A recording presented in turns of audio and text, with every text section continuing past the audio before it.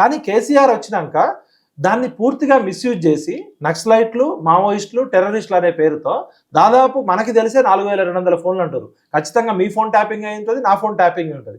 అప్పుడు మిమ్మల్ని అరెస్ట్ చేసింది కూడా అదే. ఫోన్లు ట్యాపింగ్ చేయడం అనేది వ్యక్తిగత జీవితాల్లోకి వెళ్ళారు. హీరోయిన్ల ఫోన్లు ట్యాపింగ్ చేసారు.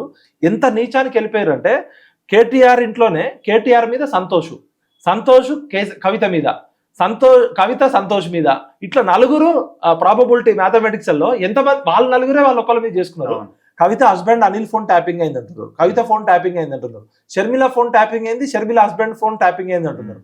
అంటే ట్యాపింగ్ అనేది వాళ్ళకి ఎట్లయిపోయిందంటే ఇతరుల వ్యక్తిగత జీవితాల్లోకి వెళ్ళి వాళ్ళని బ్లాక్మెయిల్ చేసి లక్షల కోట్ల ల్యాప్టాప్ ఓపెన్ చేశారు, ఏం మాట్లాడుకుంటారు ఇందాం ఒకసారి అని. అంటే పోలీస్ డిపార్ట్మెంట్ లో కూడా కింది స్థాయిలో దుర్వినియోగం అయిపోయింది. అది ఎట్లయిపోయింది అంటే ఈవెన్ ఆ డిపార్ట్మెంట్ లో పనిచేసే కూడా వ్యక్తిగత జీవితాల్లోకి వెళ్ళి కాంట్రాక్టర్లను బెదిరియడము, వ్యక్తిగత ప్రైవేట్ జీవితాల్లోకి వెళ్ళి దాన్ని బ్లాక్మెయిల్ చేయడం అనేది నాకు తెలిసి భారతదేశ చరిత్రలో, ప్రపంచ చరిత్రలో ఒక ప్రజాస్వామ్య దేశంలో అనైతికంగా ఈ మావోయిస్టులు, టెర్రరిస్టులు అనే ముసుగులో మొత్తం సమాజంలో ఉన్న ఒక డెకోరంని నాశనం చేశారు.